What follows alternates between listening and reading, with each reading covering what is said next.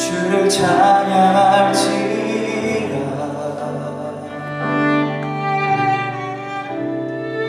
주는 너의 큰 상,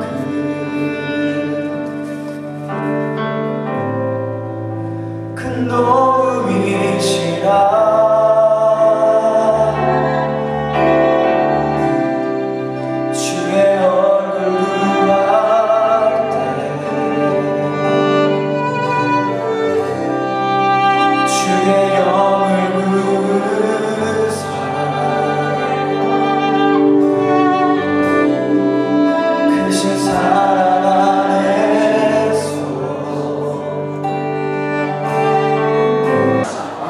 어릴 때 이 노래 선생님이 하면 얼마나 힘든지 몰랐어요.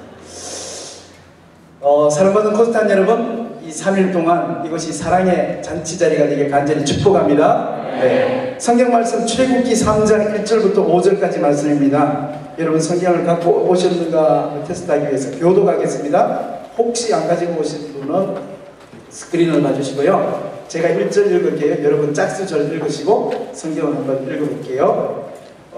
다 같이 한번 읽겠습니다. 제가 먼저 읽을게요. 모세가 출애굽기 3장 1절입니다. 3장 1절. 모세가 그 장인 미디안 제사장 이드로의 양무리를 치더니 그 무리를 강야 서편으로 인도하여 하나님의 산 모렙에 이르매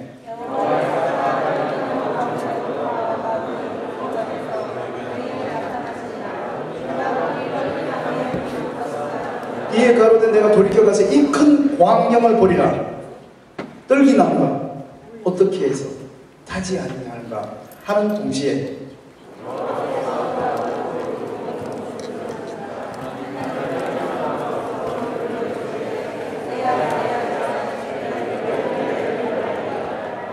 다같이 읽습니다. 시작. 하나님이 가라사대 이리로 가까이 하지 말라. 너의 선 곳은 거룩한 땅이니 내 발에서 신을 벗어라. 아멘. 이게 개예배에서 여러분과 나눌 말씀인데요. 조금 전에 제가 이 성경 본문을 우리 미디어 팀한테 안 줬는데 스크린에 조금 전에 막 바람 소리, 양 소리가 나서 제가 얼마나 놀랐는지 몰라요. 저 미디어 팀장이 굉장히 저 사람이 신강한 사람입니다. 저는 모태신앙자입니다. 어릴 때부터 예수님을 믿었어요. 아주 어릴 때부터 예수를 믿어서 조금 전처럼 여러분이 모르는 유치원 노래 5살, 4살 이런 아이들이 부르는 노래를 제가 굉장히 많이 알고 있어요. 자랑스럽기도 하고요. 한편으로 쪽팔리기도 하고 그렇습니다. 근데 어쨌든 제가 어릴 때부터 예수님을 믿었어요. 그러면서 이 성경을 많이 읽었죠. 그러다가 이 성경이 놀라운 책이라는 걸 알게 됐습니다. 저를 따릅니다. 성경은 그게요. 성경은 변화로 가득 차 있다.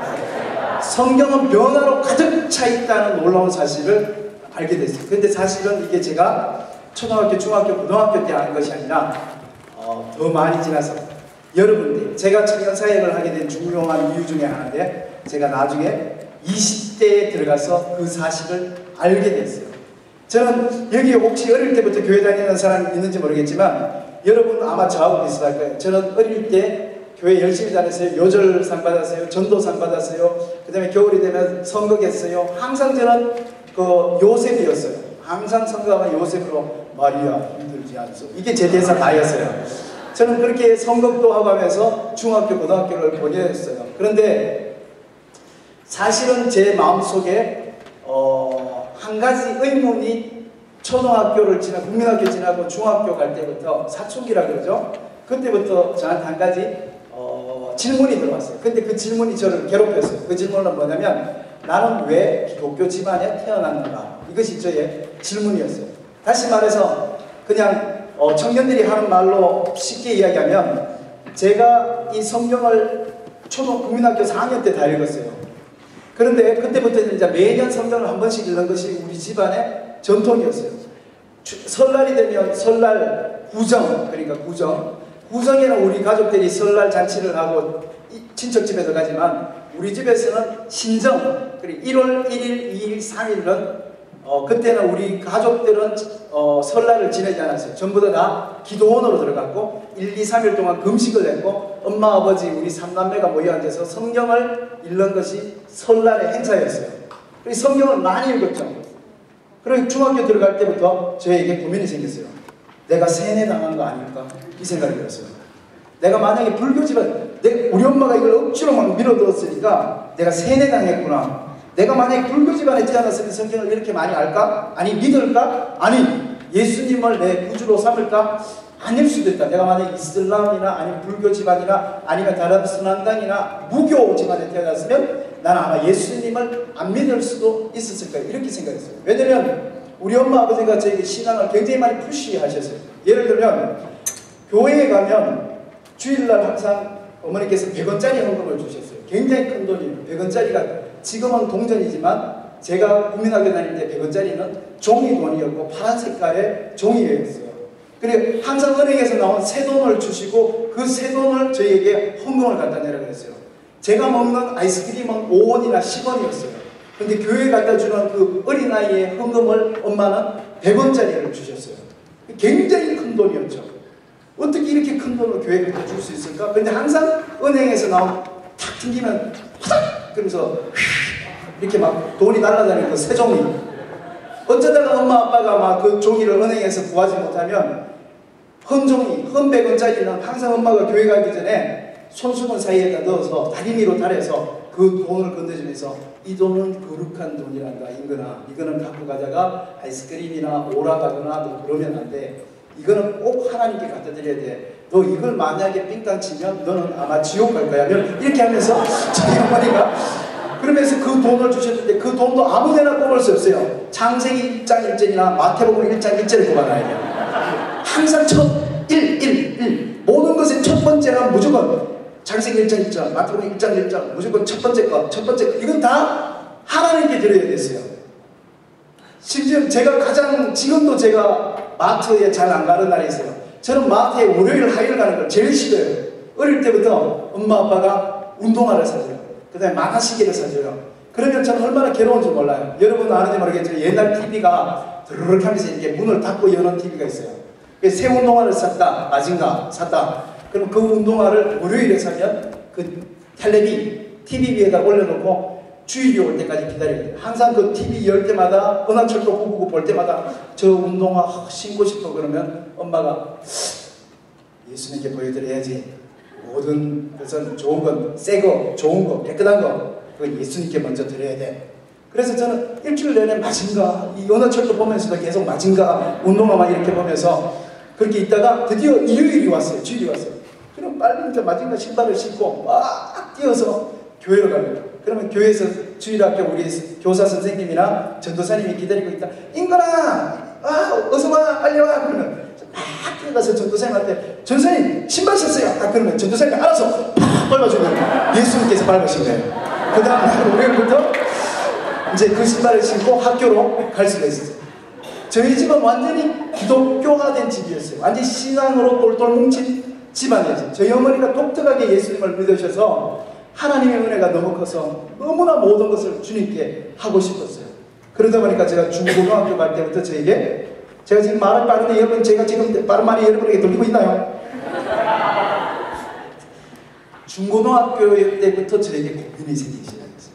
내가 불교 집안에 태어났다면 내가 만약에 이슬람 집안에 아니 내가 아예 예수 안 믿고 그냥 일요일날 공원에 놀러 가는 그런 안 믿는 집안에 태어났으면 어땠을까? 내가 스스로 아버지, 어머니 저는 예수를 믿을 거예요. 그리고 내가 교회로 갔을까? 그런 고민들이 생기면서 내한테 가장 큰 단어가 왔죠. 바야스, 이 세뇌다. 내한테 이 세뇌다. 이 생각이 들었어요. 그래서 이 세뇌로부터 탈출할 방법을 찾다가 드디어 때가 왔어요. 여러분처럼 제가 유학을 가게 된 거죠. 다른 나라 갔다는 게 아니라 대학교를 들어가게 됐어요. 대학교 들어가면 한 가지 할 수 있는 게 뭐냐면 자취나 하숙을 할 수 있었어요. 그래서 제가 엄마 아버지에게 얘기했어요. 엄마 나 하숙할래. 왜? 집 놔두고 왜 학교 옆에서 잘라 그러냐. 엄마 나 공부 잘하고 싶은데 엄마 나 우리 친구들 보니까 대학교 들어오니까 전부 다 학교 주변에다가 자취하고 하숙하는데 나도 거기에 가서 친구하고 둘이 같이 둘 다 10만원 내서 방부해가지고 둘이 같이 자취하고 밥은 학교 아침 점심 저녁 식당에서 밥 나오거든. 그거 먹고 내가 보시 공부 준비해야 되겠다. 그러니까 엄마가 너무 기특하다 그러면서 자취를 허락해 줬어요. 그래 드디어 자취방을 구하고 난 다음에 제가 이제 이 중고등학교 때 고등부 회장하면서도 내 마음속에 끊임없이 있던 질문, 나는 정말 예수님을 믿는 걸까? 아니면 종교 중독이 그런 걸까? 교회 오는 것이 그냥 내가 오는 걸까? 내 영혼이 교회로 나를 이끄는 것일까? 그 궁금증이 정말 궁금해졌어요. 그래서 가지고 갔던 성경책을 서랍 속에다 넣고 학교 앞에 있는 대형 서점에 가서 불경책을 샀어요. 그리고 그날부터 불경책을 읽기 시작했어요. 노노, 맹자, 주요, 채근당 이런 책들을 읽기 시작했어요. 수웨로, 몰몬, 길 가는데 어떤 몰몬 애들이 막 전도를 해요. 뭐 외국 애들 19살짜리 미국 애들, 영국 애들이 와서 몰몬 경험을 막 나눠줘요. 그래서 그때 제가 이 이단이니까 하면서 그냥 그랬을 텐데 이제 제가 대학생이 됐으니까 그 몰몬경을 선물해 주는데 제가 받았어요. 가슴이 붕붕붕 뛰었어요. 이단 책을 내가 근데 붕붕붕 뛰는데 집에 와서 방에서 몰래 처음부터 끝까지 읽어봤어요. 저한테는 내가 정말 예수 믿는지 엄마가 날 세뇌시키는지 그게 나에게 너무도 궁금한 일이었어요. 제가 혹시 그 뒷이야기를 못할까봐 먼저 결론을 이야기하면 제가 이제 군대에 들어가서 여러분 여기 있는 친구들 중에 있었을 때 21살 때 살아계신 하나님을 군대에서 인격적으로 만나게 돼요. 그리고 그때 내 엄마의 하나님이 아니라 아버지의 하나님이 아니라 조용기 목사님의 하나님이 아니라 This is my story, not your story. 내 이야기라고 말할 수 있는 하나님에 대한 신앙을 내가 만나게 됐어요. 그리고 제대를 하고 나오니까 모든 것이 달라 보였어요. 가장 달라 보인 것이 뭐냐면 이 성경이었어요. 성경이 이렇게 많은 변화들로 가득 차 있는지 몰랐어요. 성경은 옛날에 네가 어떤 사람이었는가가 중요치 않아요. 옛날에 네가 도둑이었느냐, 돈을 좋아하는 사람이냐, 훔치는 사람이냐, 살인을 했는 사람이냐, 네가 옛날에 우상 앞에서 절했느냐, 네가 저기 돈을 믿었느냐, 아니면 아세를 믿어, 바알을 믿어, 상관없이 성경에는 지금 여기 here and now, sitting living 여기 있는 이 자리, 여기에서 네가 하나님을 만나게 되면 새로운 사람으로, 새로운 피조물로 거듭난다는 변화의 얘기들로 가득 차 있습니다. 할렐루야! 네. 심지어는 옛날에 창녀였던 사람이, 아니 그냥 창녀도 아니고 이스라엘 사람이 아닌 이방족속 타민족이었던 여자까지 나도 당신이 믿는 하나님을 믿고 싶어요 라고 말하는 순간 놀랍게도 예수님의 족보책에 올라갈 만한 인생의 대역전 드라마가 펼쳐지는 것이 성경이었습니다. 지금 많은 종교가 있지만 우리가 가까이 친근한 종교 이야기 할까요? 친근한 종교에 제가 읽었던 그 불경의 이해라든지 불경책들, 그 다음에 인도 요가 이야기들, 그 다음에 또 수메르, 그 다음에 또 그 조로아스트교, 이런 이 동양 근처에 있었던 신앙들의 대부분 바탕이 뭐냐면 윤회사상이에요. 운명론이죠. 운명론. 네가 태어날 때 이 성도를 주엽이라는 게 우스운 책이 아니에요. 동양의 통계책이에요.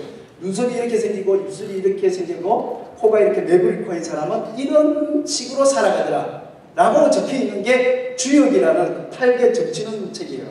그런데 내가 태어날 때 이런 성품을 가지고 태어났으면 이런 삶을 살고 내 족상이 그렇다면 내 심상이 그렇다면 내 간상이 그렇다면 나는 이런 삶을 살더라 라는 통계 웃기는 만화책이 아니고 통계의 A형의 몇 월 며칠 태어나서 키가 몇 센치고 머리가 직모이고 매부리코인 사람은 이런 형태로 살더라. 그래서 남자들은 우리 대학교 가서 많이 듣잖아요. 삼국지 7번만 읽으면 기업에 성공한다. 그건 딴 이야기가 아니에요. 삼국지에는 어마어마한 수백 명의 등장인물들이 나와요. 그리고 그 등장인물들의 모습과 성격이 가장 상세하게 기록되어 있는 게 삼국지라는 책이에요.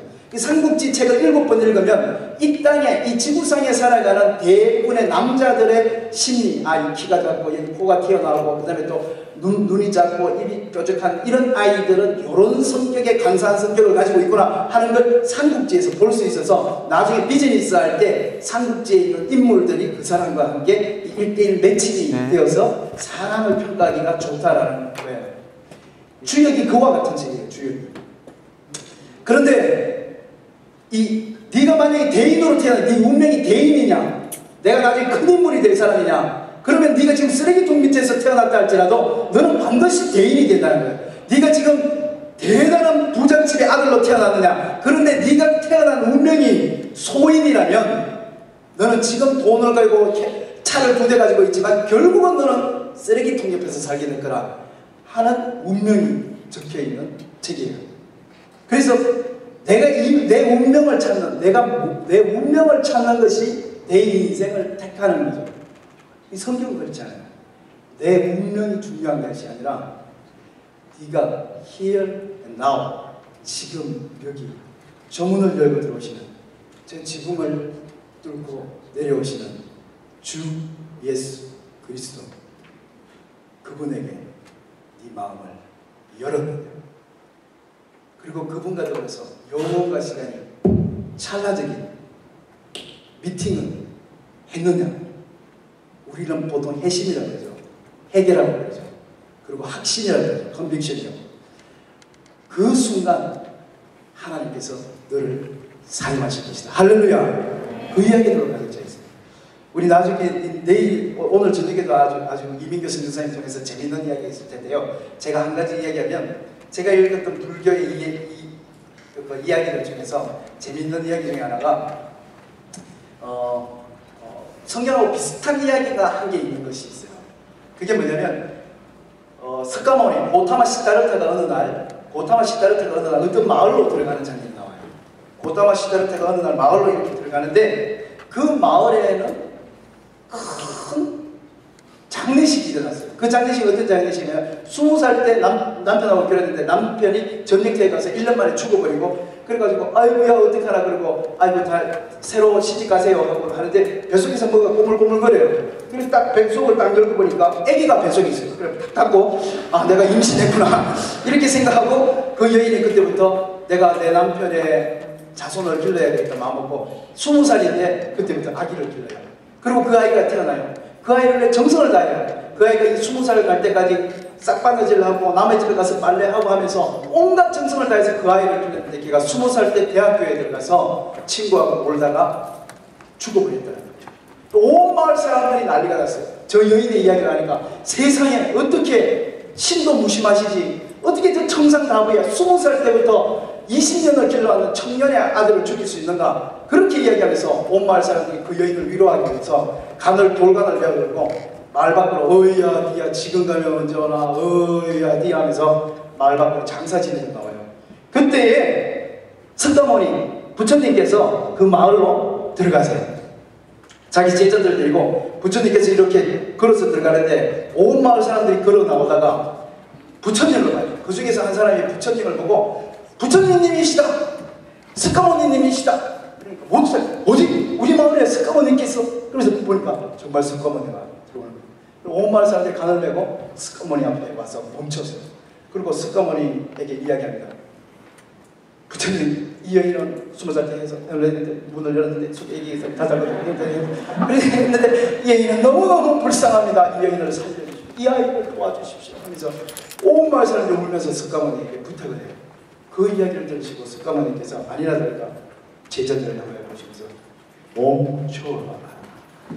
딱 멈췄어요.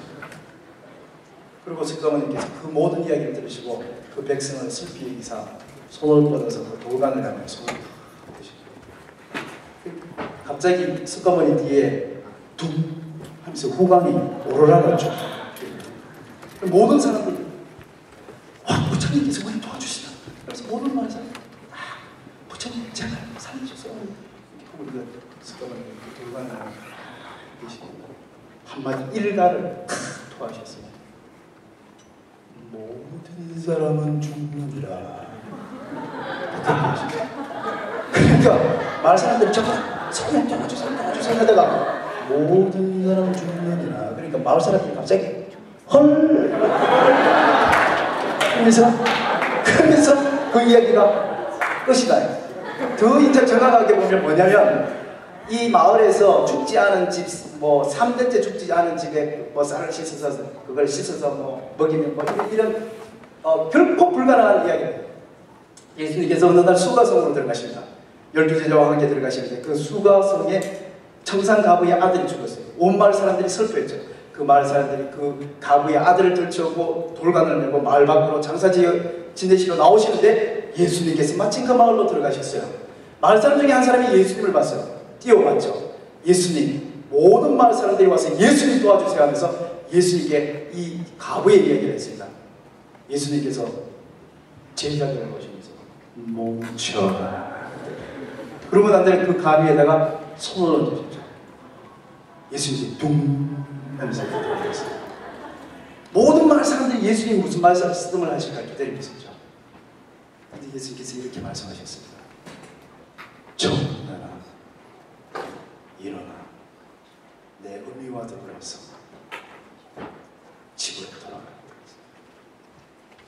그리고 그 마을에는 그 이야기가 온 마을 사람들에게 해자되면서 그는 그리스도시다, 그는 하나님이시다 고백하고 도망치기 시작했어요.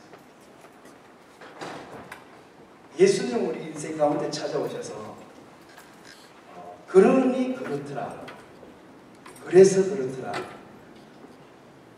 그랬기 때문에 그렇더라 하는 우리의 운명론적인 우리에게 있는 모든 좌절 더 정확하게 이야기하면 우리가 죄인이기 때문에 죽을 수밖에 없는 인생은 영원한 생명으로 우리를 살려주시기 위하여 이 땅에 오신 그리스도이신 줄로 믿습니다. 출애굽기 3장 1절 다 같이 한번 읽겠습니다. 출애굽기 3장 1절.